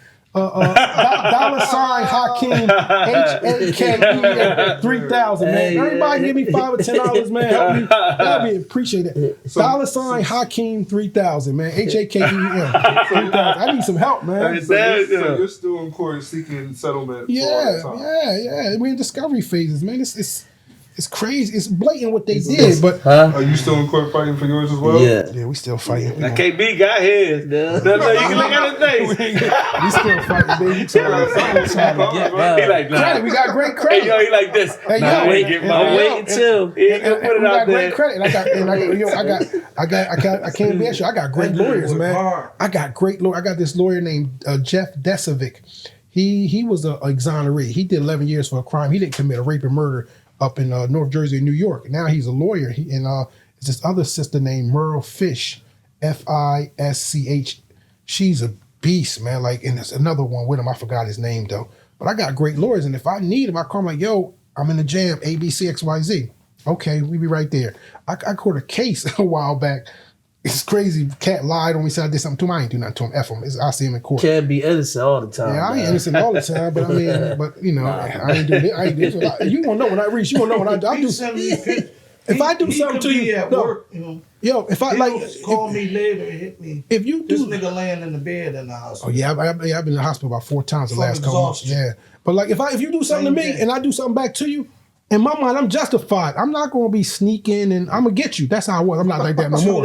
So you're going to know I did. But if I $4. But my lawyer's going to come down about this little municipal court case I caught. I said, man, you ain't got to come down here. I'm good, man. I'm going to beat this. I'm going to represent myself. Well, yeah. Well, I think you can probably handle that after handling all that you have to do. But don't do it again. Don't represent yourself again. Get your lawyer. So let's make this shit easy this time. Let's talk about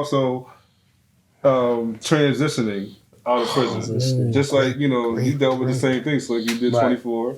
Right. And so let's talk about that. What was it like? It depends how you. It depends. Like again, it's rare people like step up in situations. How you come out. Like some people come out resenting, thinking people owe them. You know, victim. Like if you. When did you guys get out? 2020. February 12th. They signed an order on it. They Y'all been out 4 years already? Yeah, almost 5. It seems like y'all just got out, yo. Yeah, I was thinking, it hit me like that the other day too. It's like it's going to be 5 years. Wow. The court signed the order on February the 10th for them to let us out. The college was trying to get them to bring us back to Camden County and do it in front of the court, you know, with all the cameras. And the judge was like, man, I don't give y'all let them out 11:59. So we stayed there like 2 days more than what we were supposed to, but I didn't care. Just let me out. Like I said, I came out. I don't know. I came out like. I try to put it behind you. It's crazy because you will develop an effect from prison trying not to develop effect. You know what I'm saying? Like you'll try to do something like because with us it's like, man, we gonna kick up. Right. We gonna kick up. So we'll press shit to the side. But then you like, damn, how much are you pressing that shit to the side? How much is it going or when it's going? Like I never cried. I mean, either.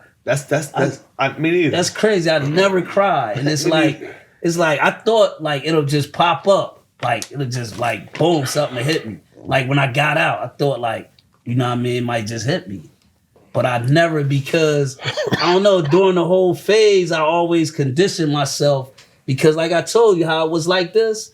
So I was like, man, I gotta maintain that if I'm going through and this happened, like if I'm going here, I'm already thinking like, all right, that don't. So I'm preparing myself. So you gotta stay level. Like grief, let's say, let your grief be brief. Like I didn't see nothing in grieving. Like I was attacking it from that aspect in jail.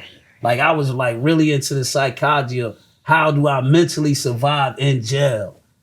And it's crazy at the end, I seen people that was like strong, like people that I grew up like reading with, building with. Strong, I seen him go crazy, and I was like, "Damn!" Right. I was like, "This, like, what the?" I was like, "Oh That's what shit!" everybody wait for. It messed me up Broke them. because I'm like, Like "How that. he break?" Prison. This guy I follow, how he break? Right. So I'm like, it hit me again. Dudes. So I had to dig in again. And then my reversal came. I'm like, oh, because the reversal wasn't like, yeah, it was like. They gonna fucking deny my shit again. Right. You know what I mean? So it's like, damn. You like, is it real? At this point? So the shit was like, it was getting, the closer you got, the more pressure, the more it got. Right. Like, So you had You want to say something? No, I want to add on to that because I could relate to him. right. And maybe me and you even had these conversations to where as though stuff happened while I was down that I thought I was supposed to cry. Like people passing and they cried and I'm just looking at them like, you understand what I'm saying? And I don't know how to react because I know that in this situation and I'm supposed to cry, but from becoming numb to stuff, like you just carry that shit for the rest of your life and shit. You know what I mean? Even till like nowadays, like, you know what I mean? It's like, you know, you don't really know, you know, that how to process that feeling or when is it gonna happen? Is it supposed to happen? You know what I mean? Like, so that's it. I just can relate to what he was saying though. Like, No, that's good. For me, I have to admit that the transition was hard. Like in the beginning, like for years, I pictured myself being out back at my mama's house on the back porch, you know. So, you know, being back with my family, my nieces and nephews, my stepchildren, my children, my grandchildren. I pictured it, you know, this me coming home, finding a wife, getting married, starting a family. So I had this chimerical stuff in my head how it was going to be when I came home. And then I came home and it's not like that. Like my family, like family ain't family no more. A lot of my family, my siblings, they don't talk. They mad at each other. My nieces don't talk to their parents. It's just, it's different. And so, and I kind of try to come in and try to bring the family together and like, we ain't coming together. I'm not talking to them. So that was rough for me. And then from the way I lived before I went away, I hustled and I kept money and people always leaned on me. Now I come home, people assume that I got all this damn money, which I don't got. But I work hard and I save up. Because if you had so much money, you still wouldn't be working. Yeah, right? I would save up so many checks, man. Like I was getting 4 checks. I still got checks from me working the polls that I haven't even touched yet. So I save my checks, and then with my checks, I get saved. I might need a couple dollars. I call like, yo, I need a couple dollars. They send it to me. I'm taking everybody on trips. I went to Jamaica. I treated myself, but the 10 trips I've been on, I treated other people because that's how I was on the street. I treated people, and I'm realizing he treated himself too. The Jamaican. Yeah. So I'm realizing like I can't treat everybody. People is waiting for me. People expect me to do shit for them, and I can't. And one thing about the transition in prison, right? We knew who everybody was in prison. We knew who the dope boys was, knew who the paralegals was, we knew who everybody was. Out here, everybody wearing different hats. Right. So people coming at me like, yo, I got you, I love you, I'm gonna help you. All they're doing is help me deplete my fucking funds. I had a couple people who I thought was close to me. But it's a transition. Like, this shit is hard, man. Like, everybody who the fuck they claim to be. And I'm trying my best not to go back who the fuck I was because they don't want to meet that dude. But motherfuckers is pushing me, man. They really push, but I'm smart, I'm intelligent. I can leave, man. But book a flight right now and go. So I just focus on me but leaving, like man. you saying though, you had expectations of people when you say, I didn't do that. Yeah, I didn't come out with no expectations from I'm gonna deal with you how you was dealing with me. Yeah. We dealing the same way. Like, you know what I mean? And I don't have no resentment. Like my family that didn't come and see me. Hey, y'all, but I'm still dealing with you how we was dealing. You know what I mean? If we form another relationship now, we form another relationship. How do you keep that mindset? Because, you know, like just like you know, I can set expectations on people, especially people that I'm real close with. And if somebody disappoints me, I can take it really hard because I'll look at how I'm gonna do for you, and I'm gonna expect the same thing. Yeah, so I'm learning to not have any expectations, to not have those expectations, to not expect. What was you already like? It's a survival thing, though. You pick it up in prison, you pick it up. You have to. It's a survival thing. Yeah, like grief does you no good in jail. Grief does you no good. Like, it's sad to say, like, yo, damn, this old dude, you say this all the time. Like, yo, such said die. You be like, man, people die every day. Right. You be like, man, people gonna die. Right. You be like, what you gonna do? Like, so I did at first I used to be like, what, man, you cold as hell, you cold.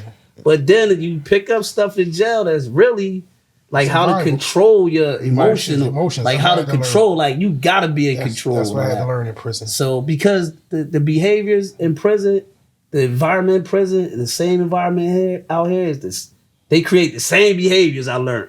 Like, damn, these are the same people. Right. Like, I know you in jail. Like, I know it's a Sedell in jail. Right. Like, same shit. It's the same. Not saying like your environment probably different because you got to, you know what I mean? You got different energy. But I'm just saying, like, but it's good people in prison like Sedell. Yeah, matter of fact, it is. People got caught up. In prison, you got good people. In prison, it's consequences for your actions. Certain shit you better not do. Like when we first came home, we go out together. We used to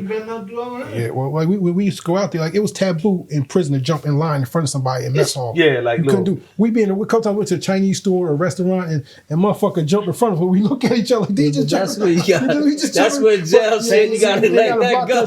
You gotta block it out. Somebody reach over you while you one thing, eating. like what in the gym? I'd be like prison, like he said, we had that survival mode in prison. Yeah. And this one brother, one time, I was in the house just ain't want to go nowhere. For days, I was just stressing, and the dude was like, yo, Hawk, what's up? You going out? They call me Hakeem. So, Hawk, you going? I said, nah, I don't go. I wouldn't go nowhere. He's like, you been out for 3 days. He said, yo, man, you stressing. He said, yo, you forgetting your training, man. We prepared for this shit. You forgetting your training. And the shit snakes. He said, get the fuck out the house. Go take a walk. I went out and just walked around the block, and I felt better. Then one day, a couple things KB dropped on me is this book we read. It was like a mandatory book we had to read called 2,000 Seasons. And in the book, it speaks about how you can't rekindle old relationships. Yeah. And KB be like, yo, how you trying to rekindle old relationships with these people? They gone. You a different person. I'm like, yo, he right. Like I try to get like people who I was cool with back in the day, like I try to rekindle and it's just not like that. Nope. Then in prison, like I was saying earlier, like your word meant something. Like if you borrow some chips, coffee, whatever. Here they like that. I'm loaning people like, yo, let me borrow some money. I'm loaning motherfuckers money and they not giving it back. I'm like, man, you better give me my fucking money. I only a couple of hours. You ain't gonna miss that. Okay, it's the principle. Yeah. You live by this hardcore principles. Like and people don't have these principles anymore. Yeah, there's a lot of hard line out here. So you got to fall back though. I just fall back. Just going back to what y'all was saying, Fire. Like so I mentioned it to you before. Like before, like you know, you could tend to hold on to a lot of animosity when you in jail. So when I come home, I'm gonna step to this dude, I'm gonna step to that dude, I'm gonna step to this dude, I'm gonna get this dude. Like, but you got to make that conscious decision, like the wisdom. Well, all right, we're gonna wipe it clean, right? And I'm saying because it's like we said before, it's gonna hurt you more than it's gonna hurt them.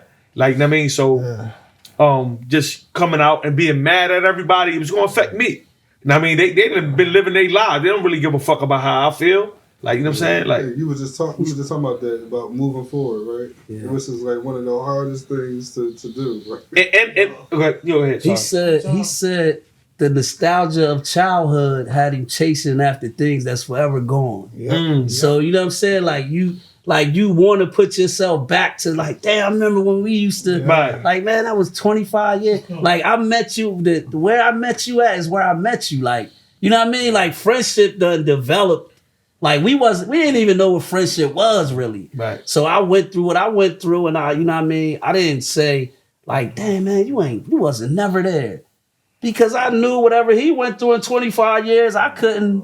So I look at it like that. And I don't hold no resentment. Like, I just be like, okay.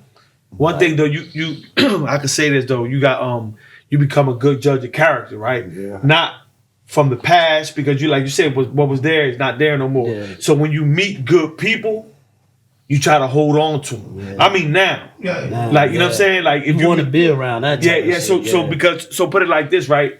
The friends that I had 24 years ago before I went to jail, they ain't shit. None of them guys ain't shit, right? You know what I'm saying? And then we, like say nowadays I meet good people. I'm like, damn, they good people. So I try to like stay messing with them. And I'm saying, cause they, you know what I mean? Like, yo, I could tell. Like you could tell who good or you could tell who slimy. You could tell when not to put, you know what I mean? So you kind of become, cause it's a survival thing. You know what I'm saying? So you have to. So you kind of carry it on here and, you know, and just like get to what you said, learning how to do stuff for people without expecting nothing in return. Like, I mean, that's like a blessing. Yeah. Like that's a blessing. Like if I do it for you, I don't want, like I was me and you was just talking about it last night. I don't have no angle. I don't want nothing. Like everybody have an angle. Like, I want you to win. I want you to do good. Like, you know what I'm saying? You know, and God willing, if it come to the point that you show it back to me, then you do it. If you don't, you don't. You ain't even doing it for that, so you don't even look at it. Nah, like you know what I'm saying? Like if I do something for somebody, and if, like I said, it was the old head in craft, he was feeding the mice and the rats and shit, the VRU building. Oh, wow. I'm like, yo, man, what the fuck is you doing? You bringing them motherfuckers over here towards ourselves. He like, man, there ain't nothing better than to do something for somebody that don't, like they can't do nothing back for you. You know what I mean? So I was like, yeah, and then he went into the science behind it. Yeah. But I'm like, damn, that's deep. Like, you know what I'm saying? I still got away from this. I couldn't. You can't. You can't get away. If I'm in my cell and he right, OG, but you gotta get the fuck out. Bro, the guy that was Dragon. So you already know he had, Dragon? You know Dragon? Yeah. The martial arts dude. Yeah. Oh yeah. Yeah, Dragon was he's a holistic healer. Yeah, Dragon. I remember Dragon. He was a trick. Yeah. Wow. Remember I told you he went in my mouth and bust assist with his fingers and shit. Yeah. Now I was like, yo, go to Dragon. He'll know how to heal you. And I'm like, man, I ain't gonna let this old crusty ass big fingers and shit. He just stuck him in there. Was like, right? Yeah, slap me in my face and say, get the fuck out of here. Wow. Hey, you know Dragon? Yeah. Remember Dragon? I know you told me. Dragon. Hey, and another thing my mom told me when I was little, it took 100 years for me to catch up with it though. She said, if you do something for somebody, do it out of the kindness of your heart. If you look for something in return, you're gonna get disappointed, you know? So when I do something for somebody, is out of kindness of my heart. But if you ask to borrow some money, I want my money back. I'm not playing. That's different. And now it's this principle. You know me, Reese. I want my money back. I'm not playing. But now, that money gonna come out. Now I'm starting to let go. That money gonna come and go, man. If things go well for me, I ain't worried about no money. But see, with that, you take losses. Yeah. I'm looking for some happiness, man. What that does, you buy. Say somebody borrowed $5. He's still the same. That buy them off. You buy them off for $5. They come back. They pay their way out. They pay their way out. Like, damn, I'm done with him. $65. In the back of his mind. You know what's more valuable than money? I know that's right. You know what's more valuable than money though? I realized a peace of mind, man. Oh, when I first came home and I was staying at my mother's son's house and he was always working. I was there by myself chilling, and I was dealing with this female. She worked all the time. I was there chilling. I had a peace of mind, man. I don't have a peace of mind over Yeah, there, man. I think my first. I I think my first. Yeah, I gotta take it. My Right. first I'll take month I mine. was free. I mean, I really felt free. Right. And it's crazy that you get out and you put yourself right back in the box. Though. That's another. Yeah. That's Here, another right? thing you gotta be careful Yeah. for. You talking about up here though, right? Yeah, you put yourself like even if you notice a lot of guys that did a lot of time, they get right in relationships. Yeah. You like, hey, you like. I like. It ain't saying nothing that's wrong. No, it ain't nothing that's wrong with it. Because I made a face. I made a face. Look, you can find, and you looking for that because you Right. don't want to be. So you looking for something structured so you could just be like, I'm gonna concentrate on this. I got a partner. Boom, boom. Right. You're looking at it like that. But you get into that shit, you like, damn, right back in jail. Yeah. On jobs. You like, and jobs too. Bro, my job be making me feel like I'm in the pen I sometimes. had to stop. I said, I don't fuck with that shit. look, I was working every day. I said, It's I gotta good though. get. I'm just saying it's how I One feel. thing, Yeah. yeah, maybe. That's what you Most said. definitely. That was the every time. I was working I was like, yeah, you gotta be here every day. Yeah, you gotta do. I'm like, man, this shit feeling jelly. I said, I need a part-time or a per diem or something. Right. So I gotta move around my- and shit. She's like, nah, I can't. I was like, man, I'm tired of coming here every day. You telling me, Right. like, I had to ask. She was like, God.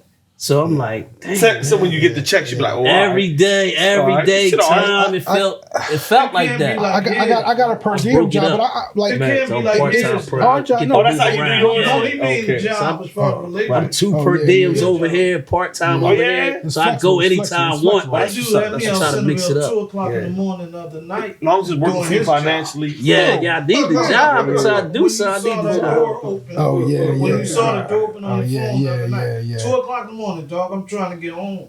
I'm fucking with him. Yeah, we went to the Live. casino. He see his Good. door open. He see a door open out My Centerville. ex girl, I got a camera there, so He see a door. Well, then that's somebody else. Stop house. saying this. Why is we Your going? ex-girl. Why is we going this way? Because our door opened. There. You going the opposite We way? flying too. We out Centerville going through SP. I'm trying to go home. Dog. Did you make it home? Yeah, I called you. Thank you. What time was 2:30? y'all? Ain't y'all supposed to be sleeping around that time? I had a great time at the casino. I don't know what with him. I had a great time at the casino. I don't know what with them. But but we ain't that old. We ain't that old. Thank God we made it to this age. though. Yeah. Well, what's the before we close out, I want to get into like what's next. You know, what's your plans moving forward? Well, in my mind, before I came home, I was thinking marriage, a family, LLC, which I got You really one. want to get married after all that Yeah, time? well, what I was thinking in my mind before I came home, a marriage, family, LLC, a law school, and a podcast. But that was in my mind. But now I got to focus on me getting some foundation. I'm going to try to go back to school. I'm into my own home. I mean with that law, man. I gravitate to that law like a fish to water. So I'm going to try to go get in the law school. This professor at work has been trying to get me in there for like 4 years. I'm going to take what his offer. I got my LLC, actual innocence. I haven't been working on it as much as I should be, but it's the guys behind the wall who are innocent, man, like me and him. Sleep.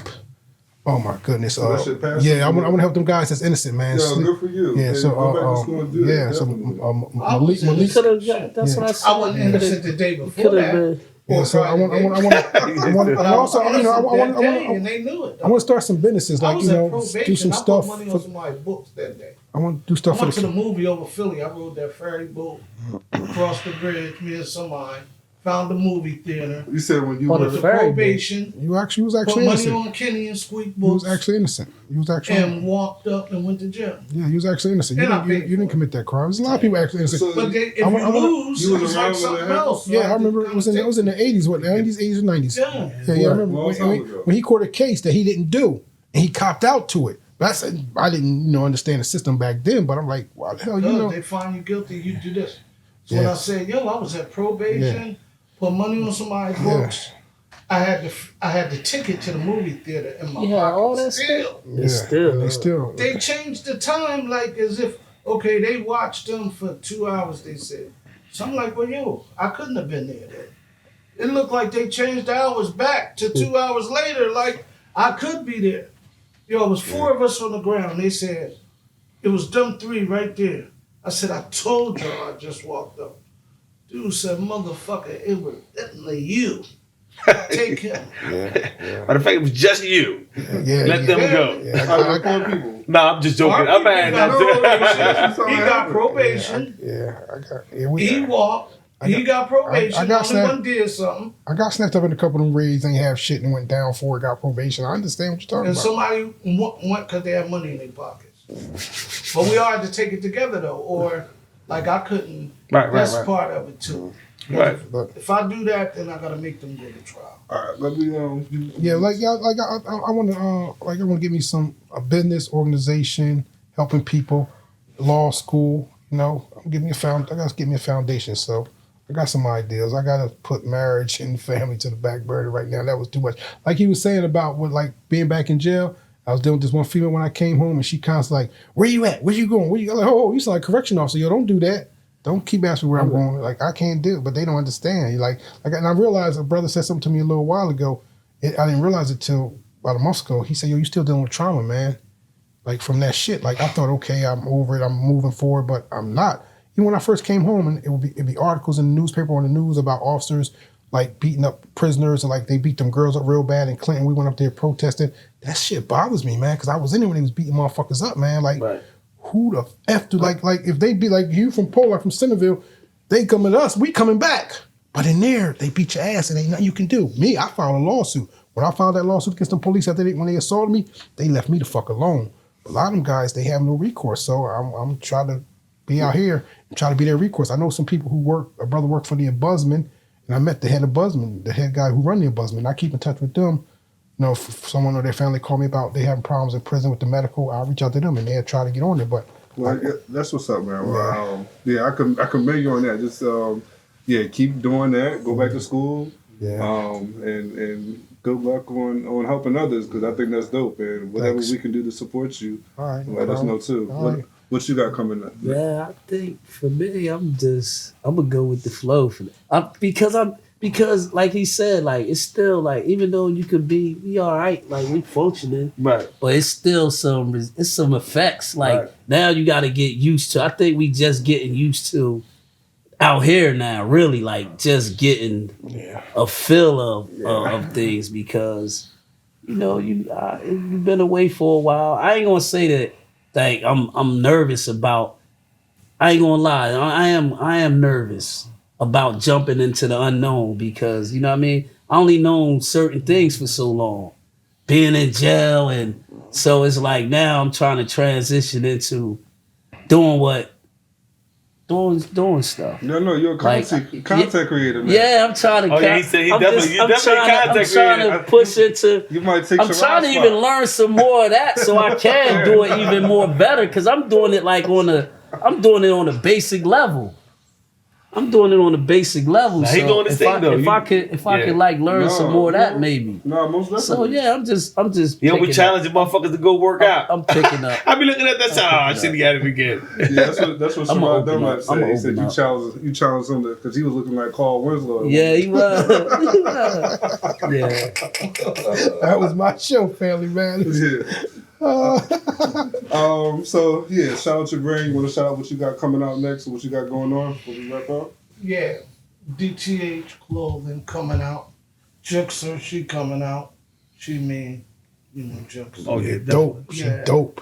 Yeah, hopefully. It's my peeps. Other people follow that movement, because it's gonna be nice. How can we find Jux Honcho on Honcho on Facebook? Instagram, Facebook. Yeah. And how can he find you? 10K Clothing, Facebook, Instagram. Okay. I'm at Ram. All right. And we have Slick. Slick, what you got coming up next? You got a lot of things going on, a lot of projects. Oh man. Well, we just we got the first move Sons of Sin out on Amazon Prime, about to come on Tubi. We filming part 2 as we speak. You know what I'm saying? All of pretty much in it. You know what I'm saying? Yes. Like so. This I'm gonna keep first one on Amazon Prime. Yeah. Amazon Prime. Yeah, It's- don't forget to tell them. no, I think I did say it. Right? Yeah. Amazon Prime. It's coming to Tubi. This one. I'm gonna write, keep writing, producing, and creating until I die from now on. You know what I'm saying? So, Yeah, now. huh? So Well, go see did that now, first the one. first one. I don't think people believe how good that is, though. Right. Like, it's yeah. deep, you know. So I mean, so I'm gonna do that until it blow, and then I'm gonna quit my job. I'm young. I'm Get serious. something done. Like once I start getting some of these nice little checks, and everybody that's involved, we can all eat. Know what I mean? Because I want everybody to eat. Then go ahead. Sorry. I was going to ask you, can you talk briefly about what Sons of Sin is about? Well, Sons of Sin is loosely based on my life story. You know what I mean? My journey, what me and my brothers went through and stuff like that. You know what I mean? It's a message in it, so you got to listen to it. And it's a whole story about North Camden, right? It's about North Camden, mainly based out of North Camden, but it's really about Camden, period. And just, I mean, growing up in the ghettos and the hoods and the trials and tribulations that you go through, you know what I mean? And the pitfalls that you could get caught up into, you know what I mean? And, you know, and just how to work your way up out of it. And sometimes you wind up in jail, and sometimes a lot of people die. Like, you know what I mean? That's just like when you grow up in that life, that's what it is. It's a sad thing, but it's the reality of the places that we come from. Like, Yes. Well, make sure you guys definitely tune into Amazon Prime, Sons of Sin. There's Gravy's in the movie, Paulo Ali, his nephew is starring in it, Isaiah. We have Shaquille. Shaquille, Porter Rich. And I've been around these dudes for like the last 4 weeks, and I'm sitting here drawing blanks for the names. Right. Yeah. But no, Chris Cream and all of them, I mean, so yes. Well, listen, I want you guys to shout out your social medias too. How can they find you? NSP Slick on Instagram. and Pedro Campos on Facebook. Yes. And KB, how can they find you? Just plain Kevin Baker on all platforms. Sean Washington on Facebook. Sean Washington 1995 on Instagram and on TikTok. Okay. Well, that really wraps up our episode right there. I'm your host, Sadell. You can find us on IG, YouTube, Facebook, TikTok. Please make sure you hit that like and subscribe. Thank you all for tuning in. Peace. That was good.